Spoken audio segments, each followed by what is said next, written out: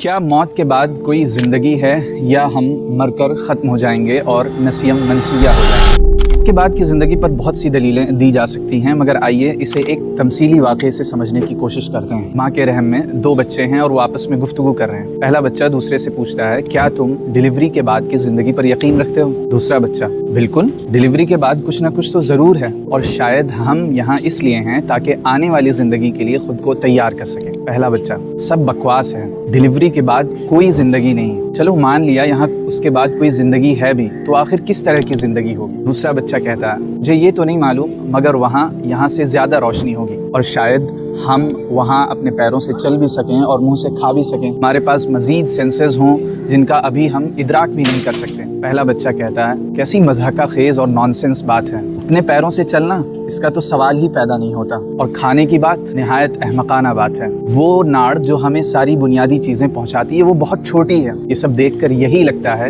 کہ عقلی لحاظ سے دوسری زندگی، ڈیلیوری کے بعد کی زندگی کا کوئی امکان نہیں ہے۔ دوسرا بچہ کہتا ہے، بہرحال میرا خیال ہے کہ اس زندگی کے بعد کوئی نہ کوئی زندگی تو ضرور ہے، شاید وہاں کی زندگی یہاں سے بہت مختلف ہو، وہاں ہمیں اس جسمانی ناڑ کی ضرورت ہی نہ پڑے۔ پہلا بچہ کہتا ہے کہ سب بکواس ہے، چلو مان لیا کہ وہاں زندگی ہے بھی، تو آخر کس طرح کی زندگی ہوگی؟ اور اگر زندگی ہے تو وہاں سے کوئی ابھی تک لوٹ کر کیوں نہیں آیا؟ مانو یا نہ مانو، ڈیلیوری زندگی کا اختتام ہے، اور اس کے بعد سب کچھ ختم، اس کے بعد صرف تاریکی ہوگی اور ہم نسیم منسیہ ہو کر لاشیں ہو جائیں گے۔ دوسرا بچہ کہتا ہے کہ بہرحال جو کچھ بھی ہو، لیکن مجھے یقین ہے کہ ہم ڈیلیوری کے بعد اپنی ماں سے ملیں گے۔ پہلا بچہ کہتا ہے، ماں؟ تم ماں پر یقین رکھتے ہو؟ کیوں اپنا مذاق اڑوا رہے ہو؟ اگر وہ موجود ہے تو وہ ابھی کہاں ہے؟